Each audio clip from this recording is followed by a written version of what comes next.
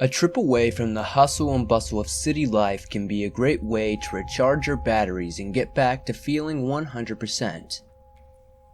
Visiting the great outdoors, though, can hold some dire and sometimes even sinister outcomes. These subscribers share their creepiest allegedly true experiences while hiking, camping, and just about anything there is to do in the woods. If you have a story you'd like to share, be sure to send it in at swampdweller.net or the email that you can find in the description down below. Let's get into these stories.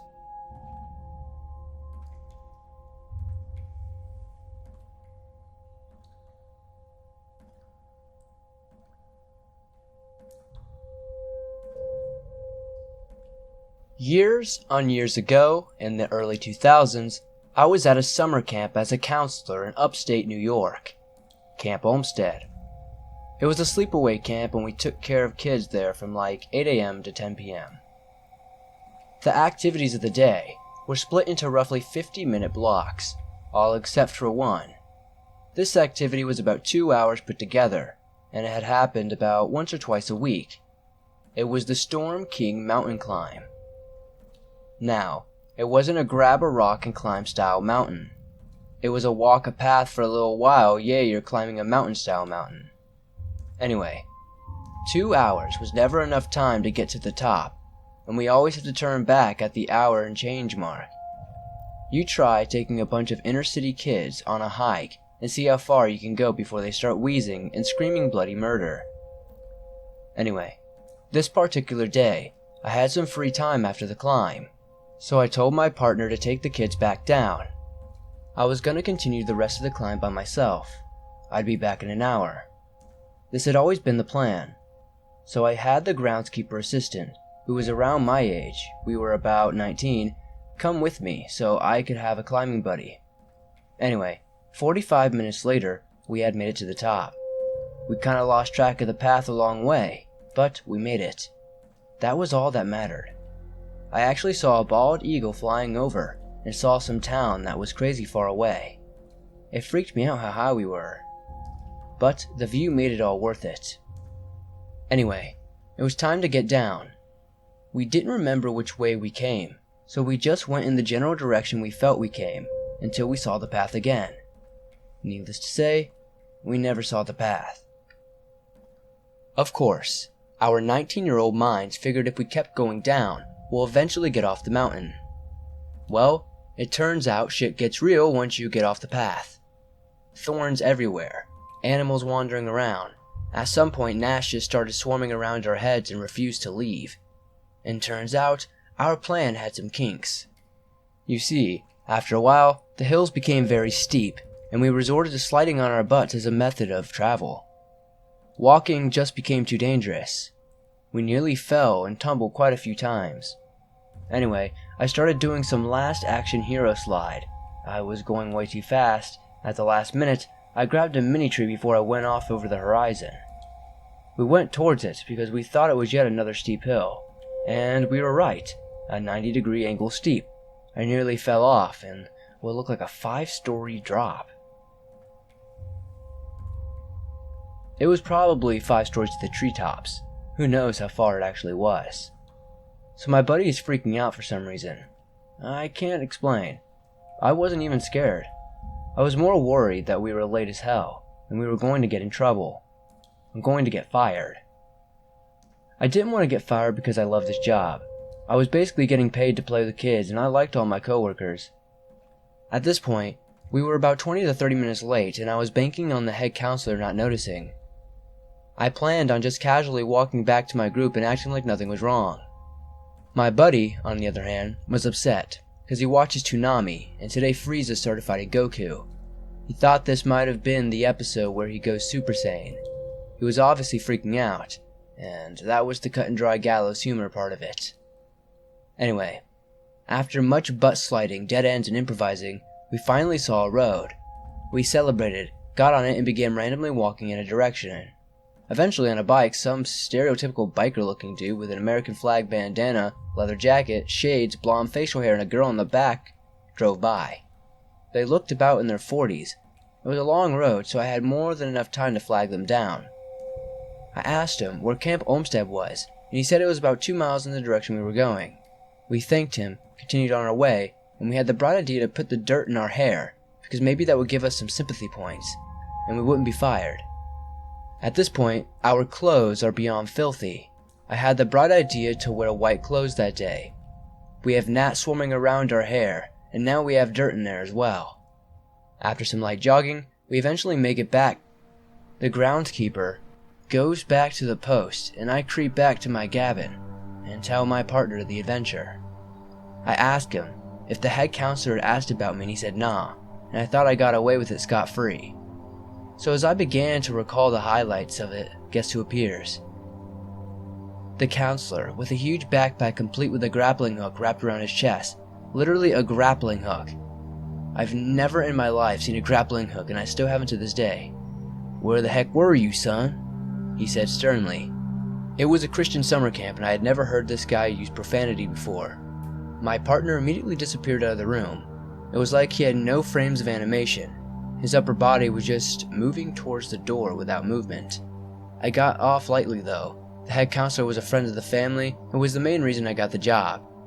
The talk was mainly about how I made a stupid decision, and if I had died, he'd have to tell my family and etc. At the end of the day, I wasn't fired, got to the top of the mountain, and have this awesome story to tell people.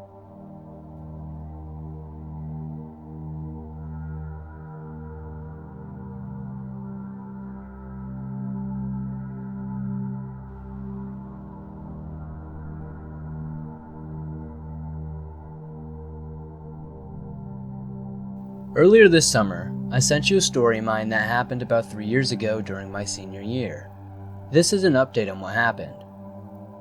So, about 3 years ago, I went hiking by myself and stopped at a campground that not a lot of people travel to, mainly because it's a little over 10 miles into the mountains, and the trail is being consumed by forest each year. Well, anyways, when I got to the campground, there was that woman calling me into the forest. And then a little bit later, that screech happened. I told myself that I would never go back, but nearly 3 years later, I decided that I needed answers. So after the story was featured on your channel, I was looking through the comments, and someone said that the creature was likely a Wendigo or a skinwalker. So I've been reading up about them, and I gathered the courage to go back to the location that my experience happened. This time, I brought a friend with me, and I came better equipped. So on October 13th, 2018, my friend and I started our trek through the windy path, overgrown brush and rocky trails to the small location by the small lake with the mountains. This time we made sure we got the location during the day. I packed a journal, a rifle, a handgun, and other items for hiking. When we got there, I gathered my bearings to the spot where the lady was calling me at. When I got there, I noticed there was a small trail that branched off from the spot that led into the forest. I've only known about one trail that we came in on, but that was supposed to be the only trail. And the weird thing about this trail is it didn't even have a connect to the site. It just randomly started in a forest. At noon, my friend and I followed the trail for about 3/4 of a mile that led into the small valley. With the forest being very thick and the trees covering most of the light, the farther we traveled into the forest, the darker it got. We finally walked around a hill, and reaching at the end of the trail was an old mine that had been caved in. I decided to get a closer look, so I turned my flashlight in and pointed my handgun in the same direction. Every step I took towards the black abyss, my heart started to beat louder and faster to the point where my hand was shaking. Looking inside the mine was very dark and hard to see anything. The only thing I could see was a couple of barrels and then a steep incline that looked like it went on forever. But the sound of water dripping was the only noise I could hear coming from inside the mine, but the smell was something I'd never forget. It was an odor that I never wanted to smell again. It was the same odor from 3 years ago, before that thing showed up. I feel like we walked up to the creature's home, and there was no entrance because it was caved in. I quickly took a couple steps back, and my friends called my name and insisted we head back to our campsite. We make the walk back, and at this time, it's starting to get dark and it's one of those chilly October nights with a little breeze and just a small amount of fog lingering over the lake. After hanging out for a couple of hours, my friend started to get a fire going with dinner, and I just watched the sun slowly disappear behind the mountains, and my stomach started to drop every minute we lost light, just worrying on what might happen tonight. We took shifts staying up and waiting for the creature to return.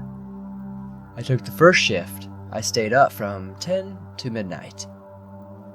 After those 2 hours just scanning and staring at the location where the lady called for help, the only thing I really found was some elk across the pond, but other than that, nothing happened. Once my shift was up, my friend took over. I fell into a deep sleep when I was woken by a screech echoing through the mountains. I jumped up and reached for my rifle, and I looked at my friend, and a look of pure terror was on his face. It scared me, because I woke up thinking he saw the thing. He didn't, but he kept looking around trying to find the source, but it was hard to pinpoint with the echoing. I get up, and we waited for 15 minutes, not saying anything to each other, but just looking and waiting. My friend finally breaks the silence. "Did you hear that? The first time you were..." Then it was interrupted by a voice in the distance. It was a woman's voice, and this time, it called my name out. I don't know how it knew my name, but thinking about it, I bet it heard my friend call my name at the mine or something, but I just stood in shock. My friend looks over at me. "It knows your freaking name." Then he turns as if he's gonna talk to it. I quickly grab his arm and whisper to him, "Don't say anything to it. We have to keep our cool." Right after that, I hear the noise coming to my left, where the trail is, and I shine the flashlight there, but my friend decides to take a shot in that direction, and turns out the creature wasn't even near the spot, because behind us near the lake, on the side of the forest, I hear scraping and branches and brushes moving away from us. Nothing else happened that night, but we stayed up until dawn and then packed up our gear. Before leaving, I wanted to go out to the mine one last time. When I got there, something was different. A couple boulders that were keeping the mine closed fell off and leaving a tiny entrance that only somebody could squeeze through if they were small. I didn't want to get too close or even go into the mine, so I just kept my distance. I looked on the ground and found a print nothing like I've ever seen. It had a palm print of a large human but claw points of a bear. The prints were nothing like I'd ever seen in my life. Once I was done looking at the print, my friend and I headed back home. I came back and got my closure, but I would never go back to that location. Thank you for taking the time to listen to my experience.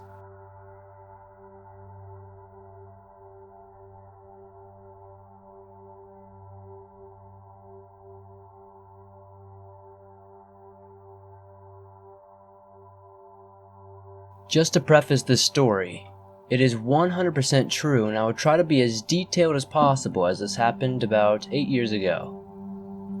To give some background, I am a 5 foot 10 inch tall, 245 pound football player.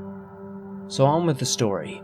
This encounter happened on the North Canadian River off of I-40 in Oklahoma in the early spring of 2011.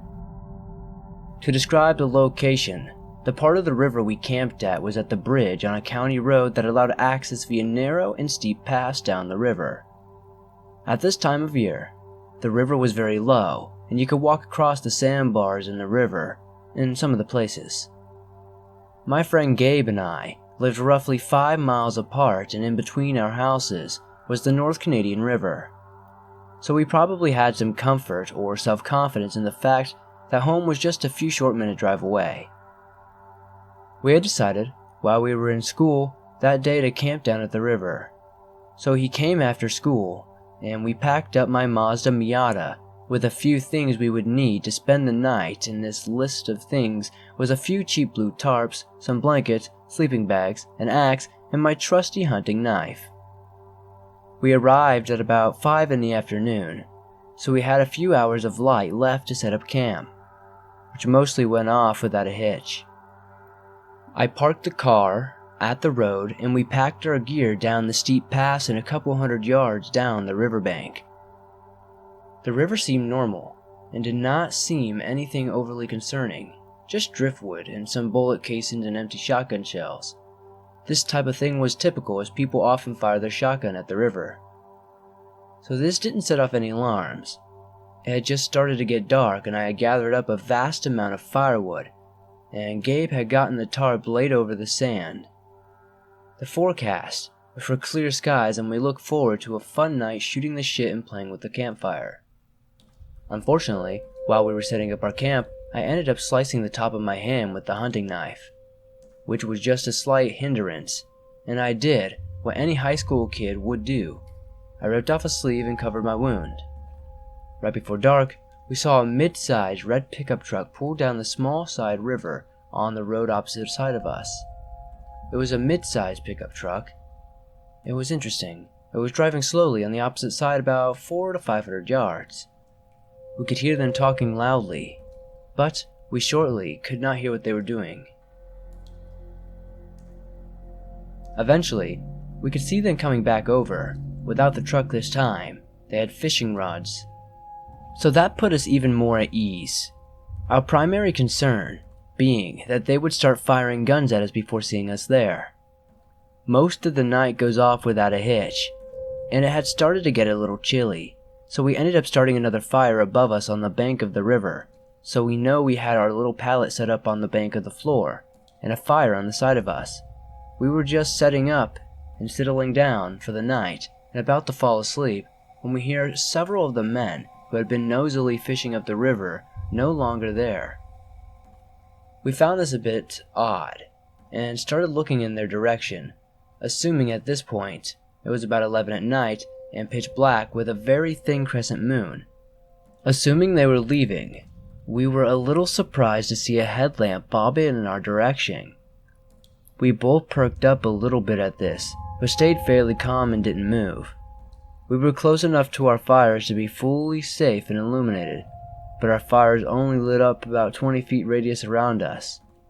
Laying on our backs, still eyeing the light moving in our direction, but still opposite side of the river, we see the light suddenly go out.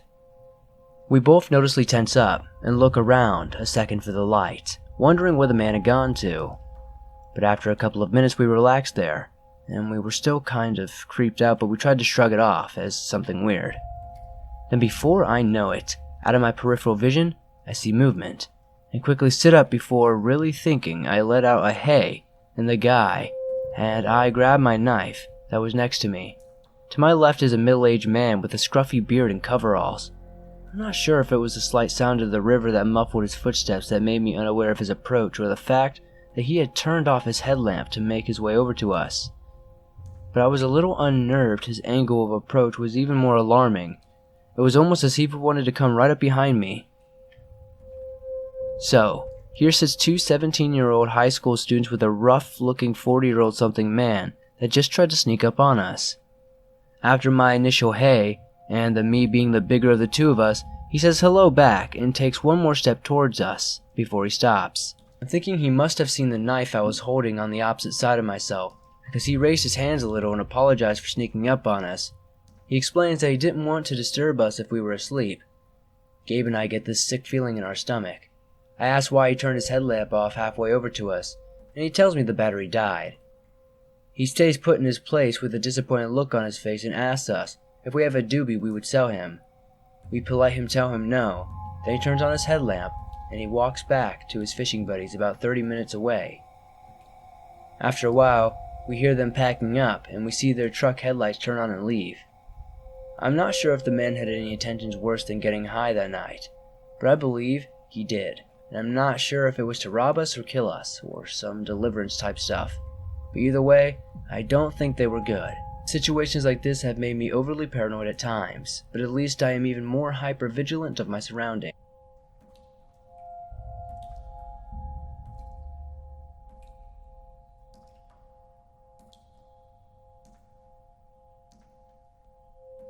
This happened shortly after moving to Florida. I'm originally from Texas. The idea of moving to this place I had only heard was for alligators and the elderly as well was less than imaginable. At the time, I was 20 years old, 5'3" and around 160 pounds with my stocky, bright-eyed, 1.5-year-old son tagging at my heels wherever I went. I was never the type to just stay home all day and laze around. We were always on the move and having our own little adventures. This being said, I wasn't stupid. Small, young, and with a baby, and all by myself, was not a very good combination for a girl who had just moved into a large city. My parents were almost always eager to open my eyes at how people could be outside of our small, tired town. I wasn't naive. At any given time I had a pocket knife, mace, or in some cases my concealed carry pistol.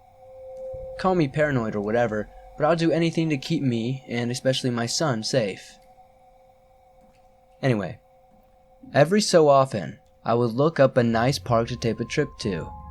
I loved walking to the nature trails with my jogger stroller, and my son seemed to enjoy it too. On this particular Saturday morning, I found a park relatively close to our home, just a few miles away with nice trails and even a toddler's playground. We bundled up and headed out. Driving into the park, it was smaller than I expected. I had assumed more people would be there already given the hour. A few cars littered the parking lot with a large tan van, straight out of the 90s, that stood out to me. Okay, no big deal. I surveyed a little more and noticed an elderly man that looked like maybe a granddaughter with him. I couldn't very well see her as she was sitting on the opposite side of the typical park table. I grabbed the stroller, my hiking bag, and headed for the trail according to the tracker on my phone. A few yards in, I caught up to another mother walking with what seemed like two preteens and a younger child.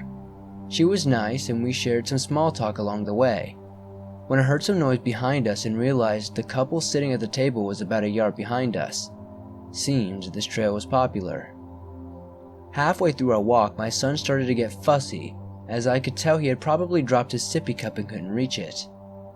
I said goodbyes to our walking buddies and pulled the stroller off to the side. I helped my son reach his cup and grabbed him a snack, then reached into my bag to grab my water bottle and check the tracker. Soon, I had noticed the couple reaching our part of the trail, but they were taking their slow pace, which was odd. It seems like they were slowing down the closer they got to me. I looked back down at the stroller to make sure I wasn't blocking their path. Nope, plenty of room. Looking back, they were much closer. Like a few feet closer. Too close for my comfort, if I'm honest. I put my water back and put my hands on the stroller handle, turning around to head back into the trailhead. I started walking, only to have the two stop dead in their tracks in front of me. I could finally see them clearly. An older man with a dirty face but clean shaved, long gray hair and a flannel shirt. The woman, I could now tell, looked around her mid-30s. She was wearing lipstick and had dyed blonde hair. They made the air feel funny and the hairs on my neck tingled.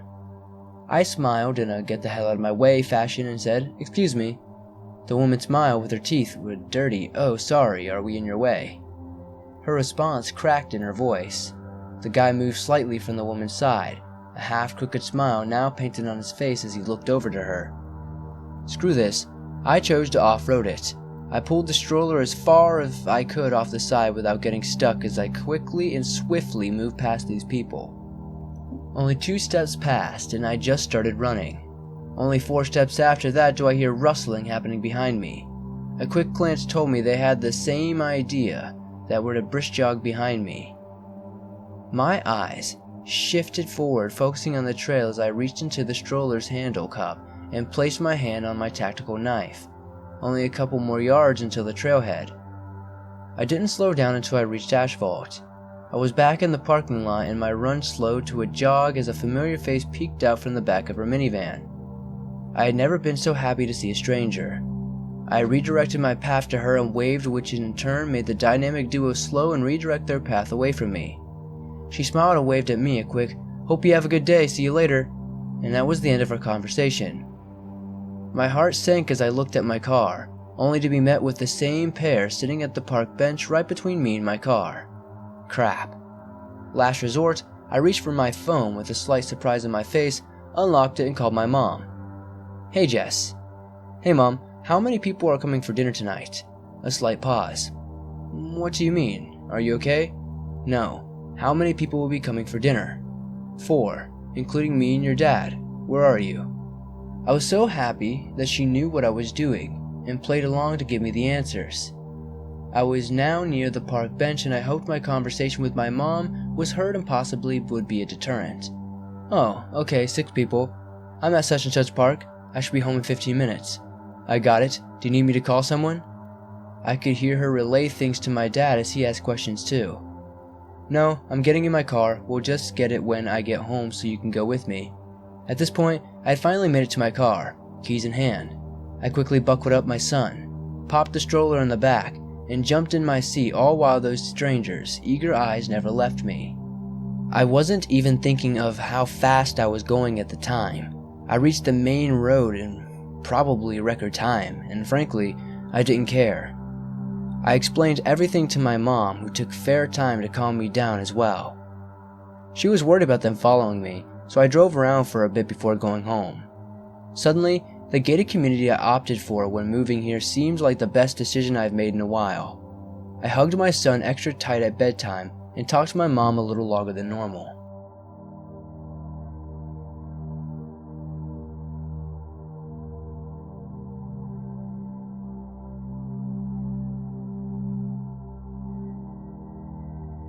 There is a hiking trail close to the school I go to. It's about 2 miles to the top with a beautiful view over the entire valley. My friends and I went up one Saturday. The sun was beginning to set right as we started the 2-mile walk down. Terrible timing, but we knew the trail. Everything is good. Creepy though, because it's getting dark and I'm paranoid to begin with. I'm not really paying attention, but I hear my friend say, "What's that?" I don't have a good eyesight, so I looked but didn't see anything. "It's a girl," my friend said. I was freaked out. It's 9 p.m. on a hiking trail that not a single other person is on. As we get closer, I see that she's sitting on the ground in a pile of leaves with her knees to her chest. She's rocking back and forth in only a pink nightgown. It's February. My friends and I chalk it up to someone being on a terrible trip in the woods. Feeling bad since that happened to my friend once, we debated asking if she needed help. That was until my friend saw that she was cradling a knife in her lap. F that, I thought. I'm out of here. More freaked out, we picked up our pace, but still think the girl could just be tripping. We start joking, saying it must be a terrible trip in the woods at night to try to calm ourselves down. Then we see a man running frantically up the trail asking if we've seen his daughter. This girl was about 20, not a little girl, although she was dressed like one. We say no, we haven't seen her, because we are freaked out, thinking we just saw a girl who escaped a kidnapper. As you can guess, we ran the rest of the way. Unfortunately, we were parked there. There wasn't a single car in the parking lot. But we did call and report what we saw. They searched, but we never heard an update. I don't know what was happening in those woods that night, and I don't know if I ever want to. There was no cell service until we got to our car too. We saw the girl when we were about a mile from our car, and it was almost pitch black. We had no way of being able to continue to watch her because it was too dark. We were also a group of 2 small female and a male, and nothing for self-defense, unless we were able to find something.